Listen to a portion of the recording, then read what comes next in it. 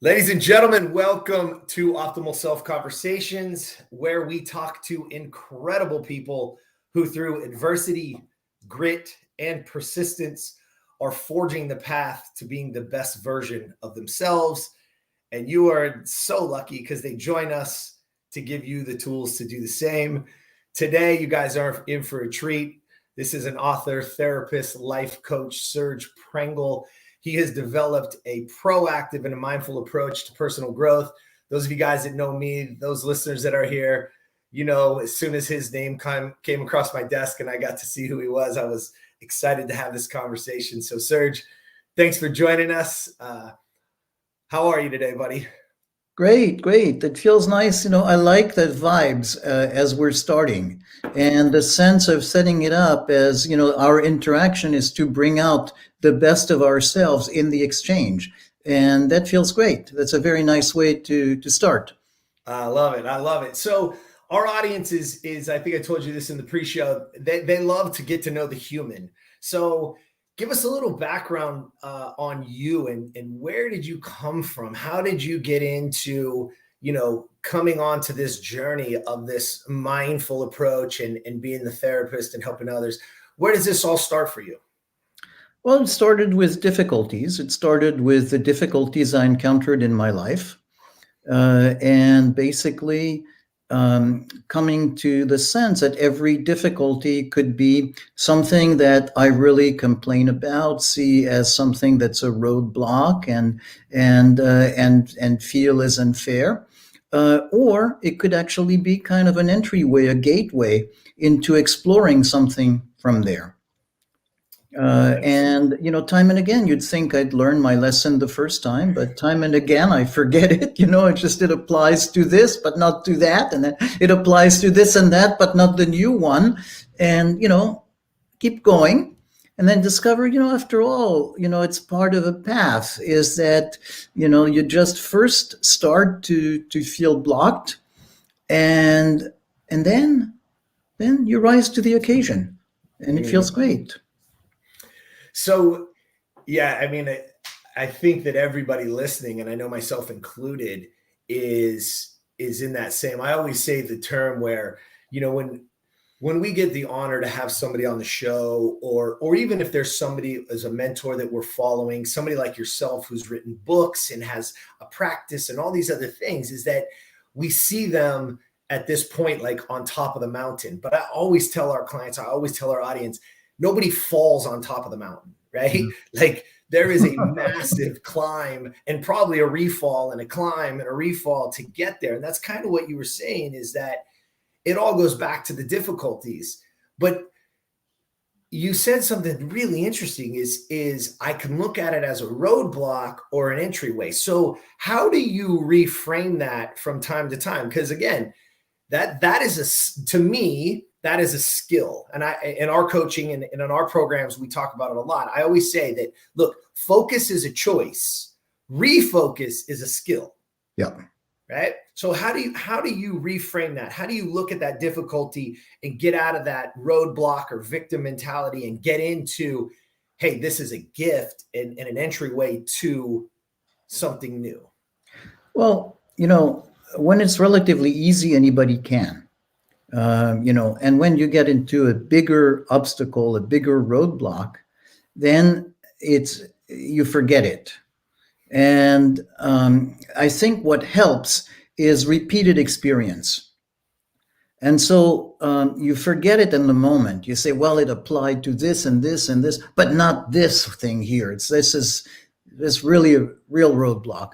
And then you go back and you say, well, I thought that the same way before, the first time, the second time, the third time, and I gave it some time. And, isn't it worth it to try it? Maybe deep down, I don't believe that it's possible, but what do I have to lose by trying it? It's kind of you go by faith, but it's educated faith. It's not just something that you repeat as a slogan to say, I can, no obstacle is a real obstacle for me. I can overcome anything. No, you're very aware of how human you are, how fallible you are, how things are difficult, but you just say, if I give myself a little chance, what do I have to lose? That is something I think is very important. And you said two things in there that I want the listener to really take hold of. And the way that I like to say it, and maybe you can even elaborate a little bit, is when we have those roadblocks, or when we have those stumbling parts of our life, is a lot of times it comes down to the willingness to change in ways, but also not even so much change as the willingness to learn. Because if I'm not getting what I want, if it's a business and my business isn't hitting where I want it to hit, or we're not doing well, it's not necessarily sometimes it's the product or the service and we got to revamp and things like that. But there's a lot of times where it's just something that I need to learn to get us over the hump. And so what I love for the listener to understand is that, look, we all have roadblocks. Those roadblocks in your life, right? Getting to the point where you wrote books about it is that you found it and then you said, how do I overcome it? So it's something that you needed to learn so that you could change behavior, so that the behavior now changes the result. Yep. So I think, I call my practice and my website Active Pause. And there's a reason for it. It's because all the things I have learned is from circumstances where I had to pause. And it might seem, when you tell the story, it's like, oh yeah, it's nice. You take a pause, you learn, and wow, it's amazing. You refocus. But the moment it happens is actually painful, because you pause not because you want to. In those cases, you pause because you're forced to. And the last thing in the world you want to do is to pause. But then you realize this is actually what's giving me a chance to look at it in a different way. If I keep looking at it the same way I used to look at it, then I'm going to come back with the same solutions, which does not work. And so this is the painful moment of deconstructing all of the certainties that I had about how to go forward. And they worked in lots of ways. So it's very hard to let go of them, because if you let go of them, there's the idea that, oh my God, I have nothing to hang on to. But this is a new situation, and the new situation forces you to look at it in a different way, because the old ways don't work, And so I want to really emphasize that there is an emotional cost to it. It's difficult, it's painful, it's scary, when that happens.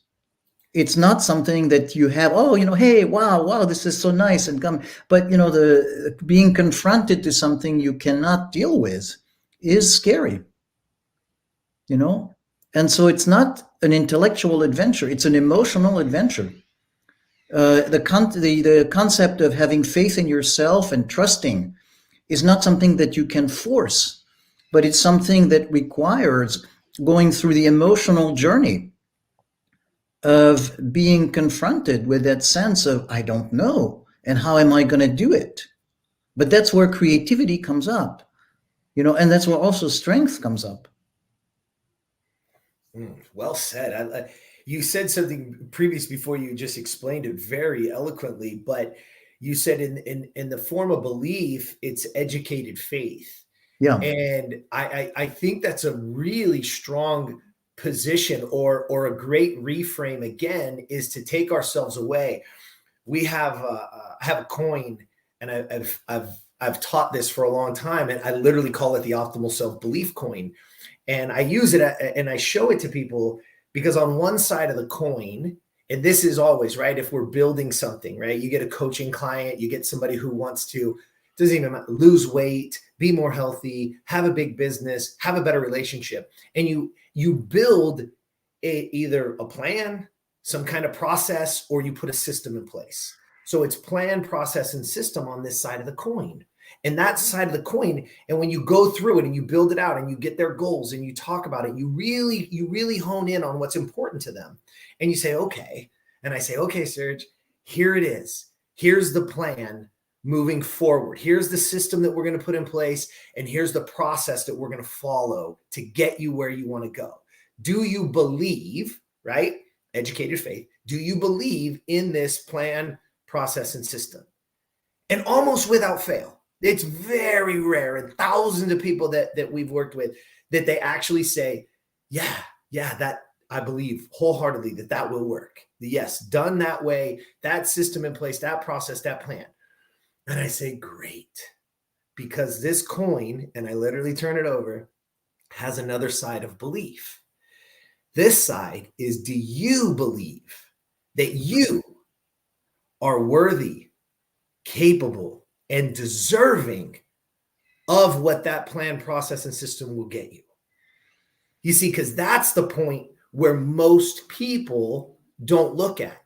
Because here, listen, I tell everything, ladies and gentlemen, that diet that you has a name on it, whatever it is, paleo, intermittent fasting, you name it, they have thousands of them now.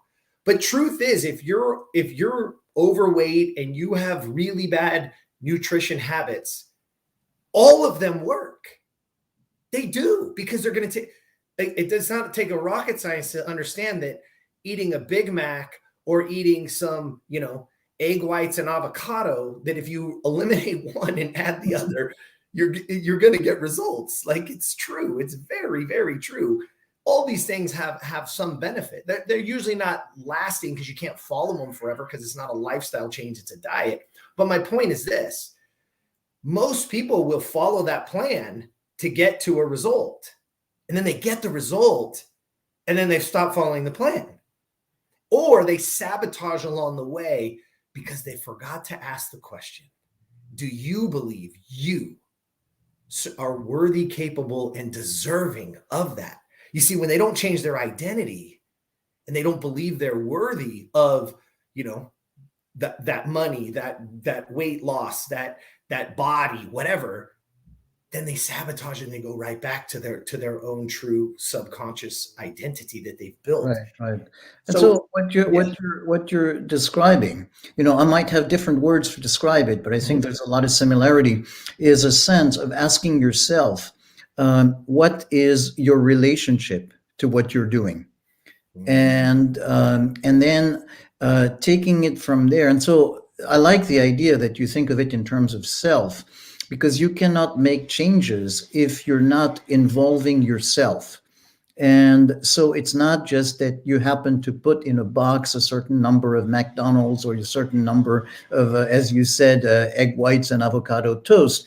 But what you're doing is you are actually in the process of changing yourself by taking on new habits.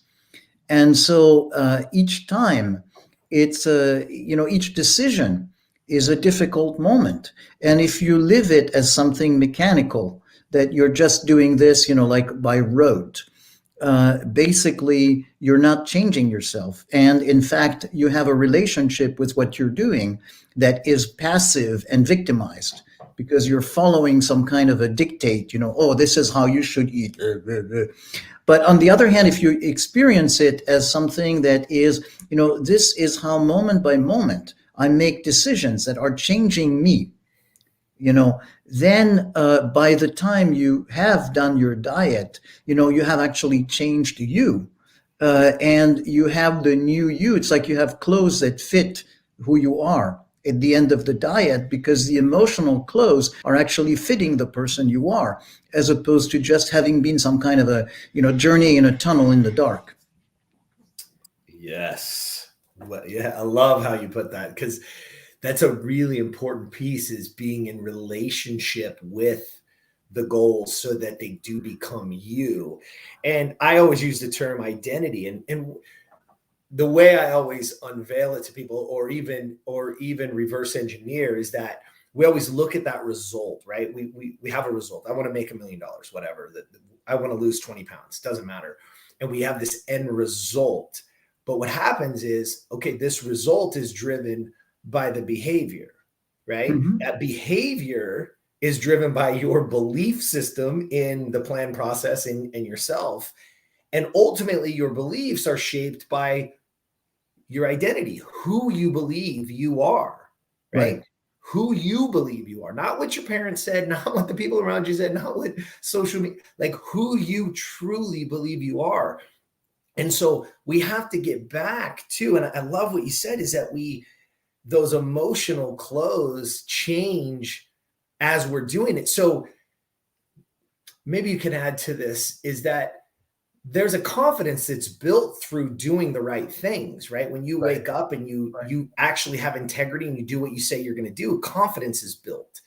And I always say confidence is only earned. There's no such thing as I think that's a key point when you say confidence is earned, because it's not, you don't have that confidence necessarily, or most of the time, you don't have that degree of confidence when you start. So you may start with the plan, and you're not going to have confidence. And in some ways, you're right not to have confidence because you haven't done it yet.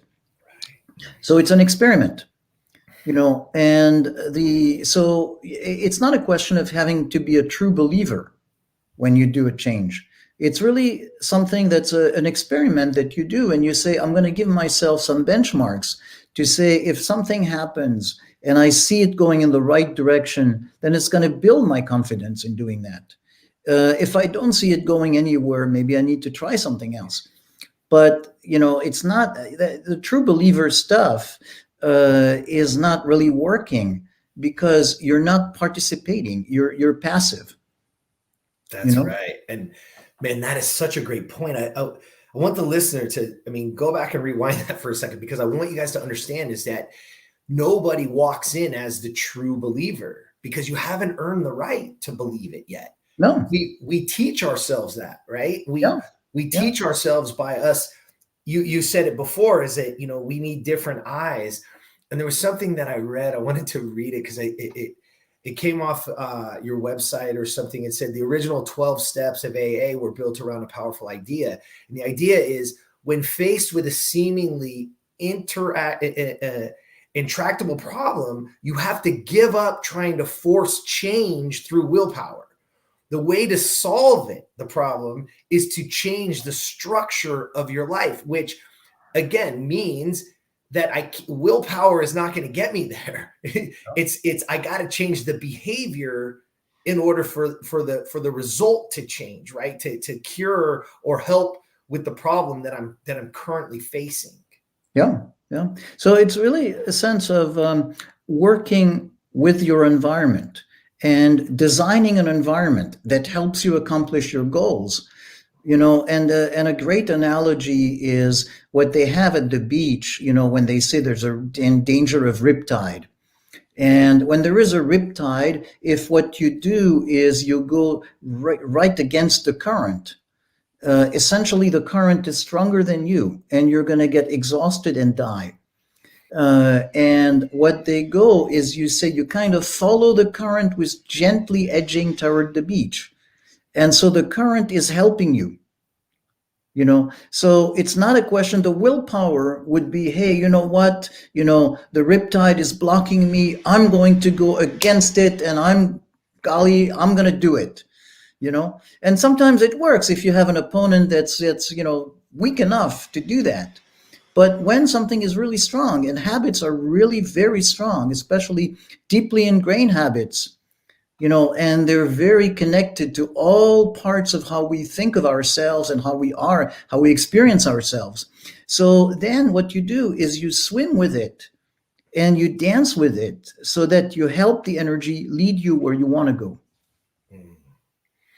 Man, how many of us out there are literally doing exactly what you're saying, is we're going against the tide. We're just trying to fight our way through it, as opposed to just getting in alignment with it and let it lead us to where we want to go, and making those changes along the way. It's like, again, it's like the airplane, right? Is that there's a pilot in there, and all he's doing is course correcting. He's not actually flying the plane, right? He's just course correcting.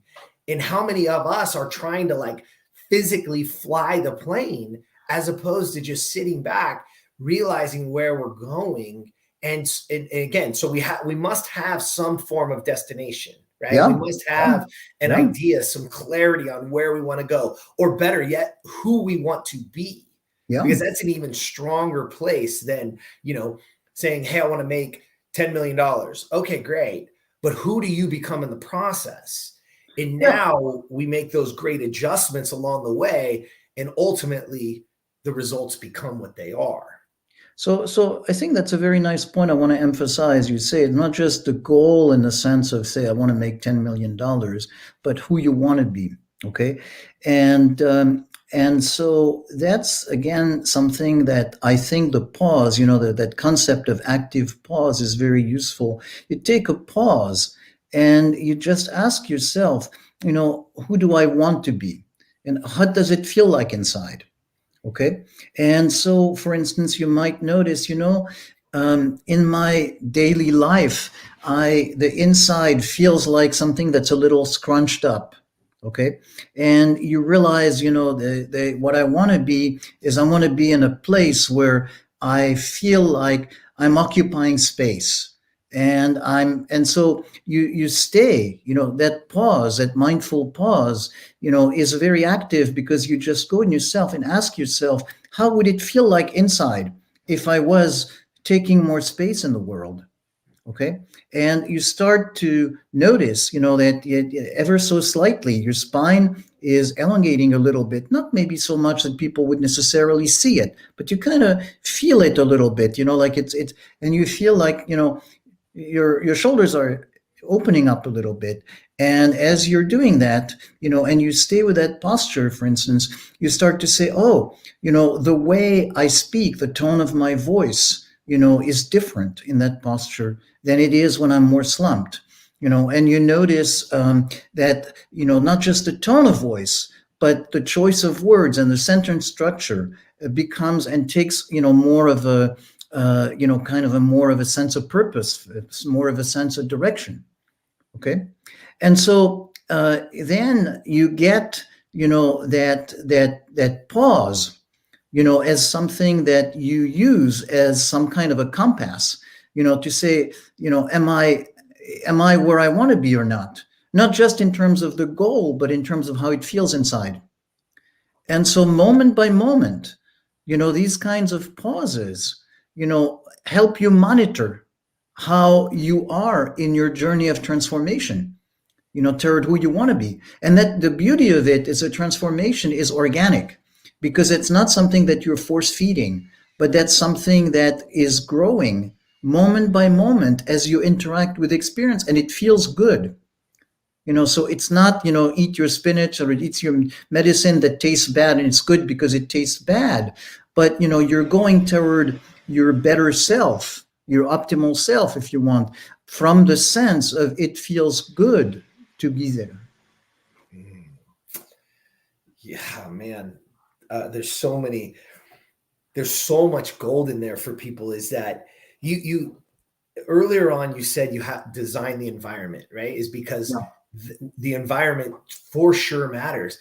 But when you were just talking right now, Serge, it dawned on me is that the environment, it could be where we sit, in the walls that we sit, the people that we're around, all those things, that kind of environment.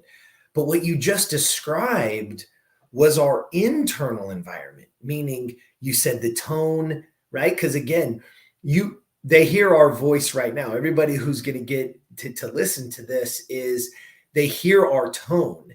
Yeah. But what is the tone in my own head when I'm sitting alone in my mindful pause? When I'm in that moment, what is the tone? What are the words I'm using? What is my posture? How is my breath? Right? All of those things you just described is me, again, designing the environment, but it's the internal environment. Yeah. Wow.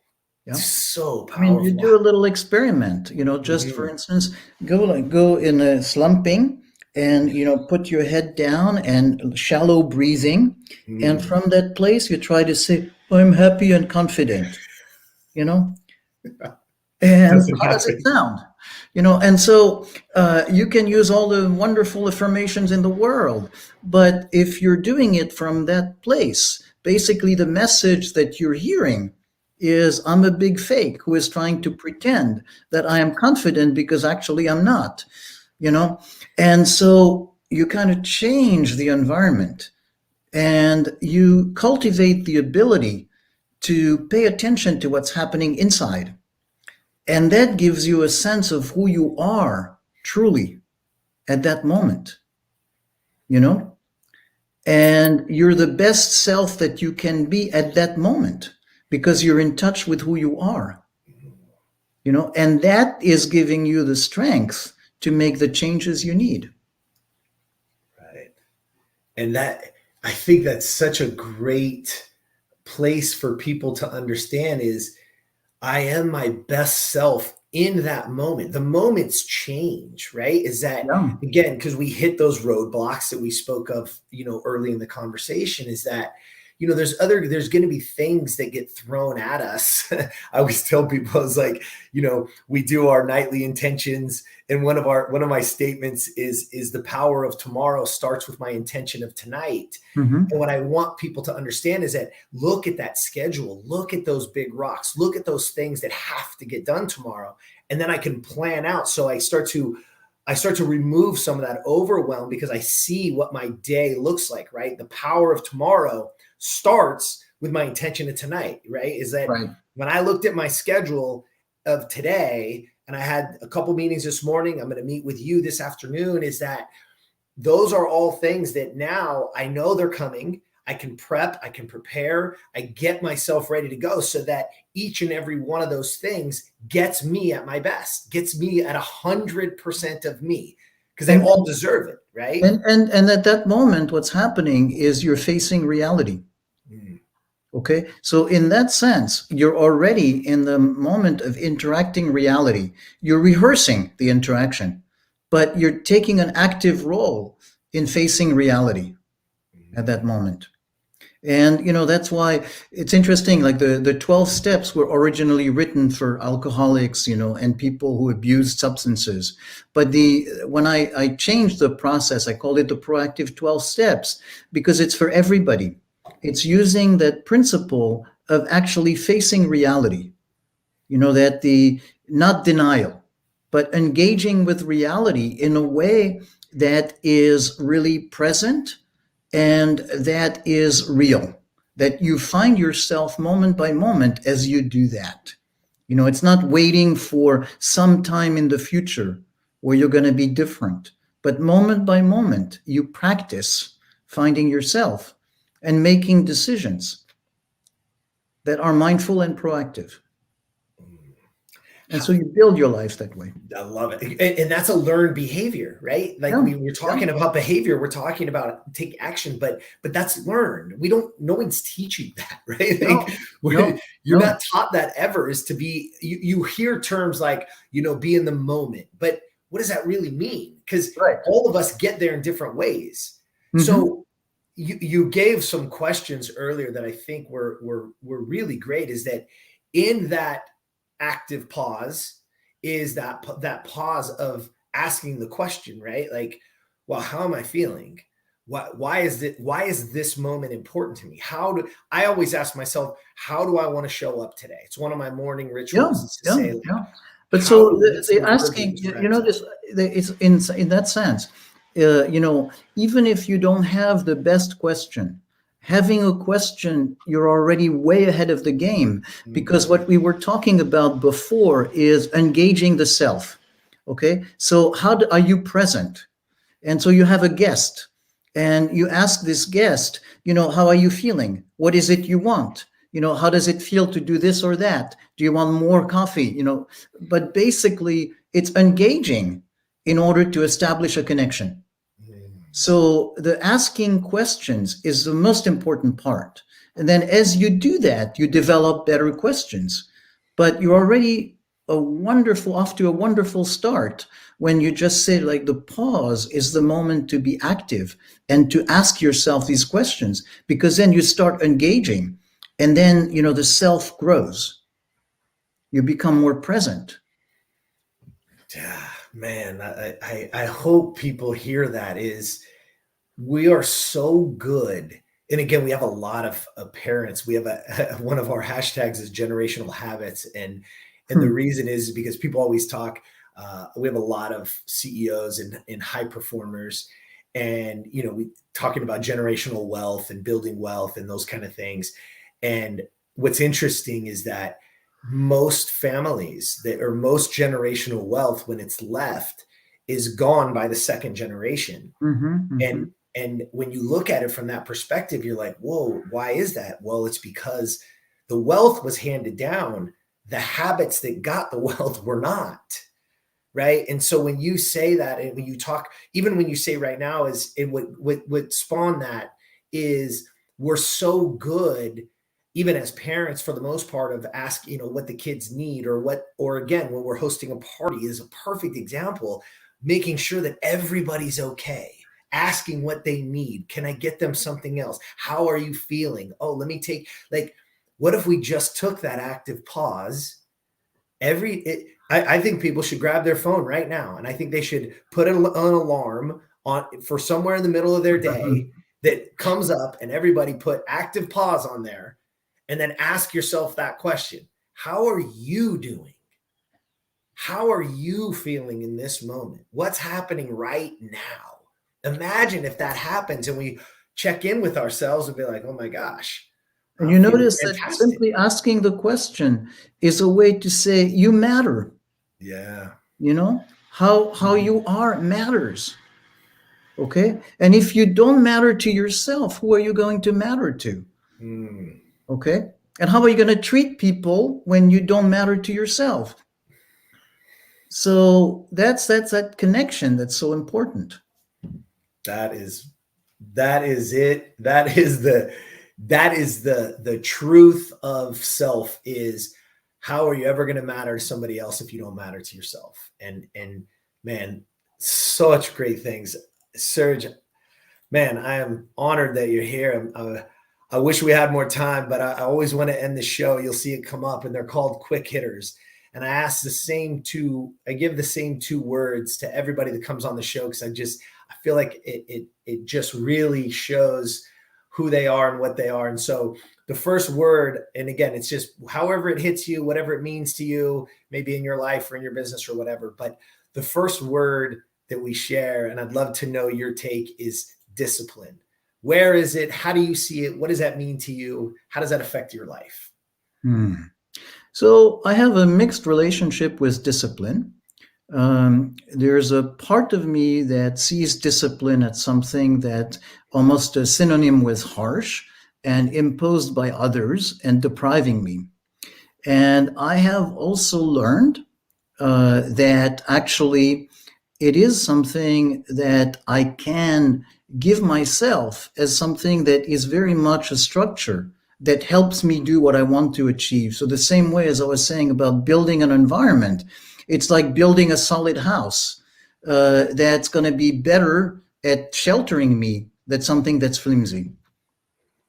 I love it. It's so great. As a kid, discipline meant I was in trouble, and as an adult, it's how I can structure things and make sure. So I love it. It's great. And the final word is impact. And I say impact in when you hear the word impact, how does that feel, and what impact do you want to leave on the people? Hmm. So I think um, I like the idea that all of us have impact on people, that if we take full space for who we are, not pretending to be bigger than we are or pretending to be somebody we're not, but to the extent that we are really who we are, then we have an effect on other people. And having an effect does not mean that they say, oh, this is a wonderful person, or, I look up to this person, but just that, you touch them because you exist, and a human being to other human being. And so I think it's a very wonderful, moving thing to do, that we can have an impact on each other. And I, for instance, appreciate in this conversation a sense that, the way we were talking has a sense of each person talking and listening to the other and making the other feel heard, while at the same time adding something of their own that enriches the connection. So that very much for me is an experience of impact. Well said. And I feel the same. I'm grateful for the conversation, and I'm really excited for the people to hear, because your insights in so much in regards to the relationship to ourselves and to our goals and checking in with ourselves. And I mean, literally, if people that are hearing this, if they'll just take that moment daily for an active pause, how much that can truly change our lives. Because when we're in touch with ourselves, it gives us the ability to be in touch with others. And so, Serge, we're better for it. Thank you so much for joining us. I really appreciate it. I'm super grateful. I really enjoyed that conversation. Thank you. Awesome, Serge. So, ladies and gentlemen, until next time, get out there and be the best version of you.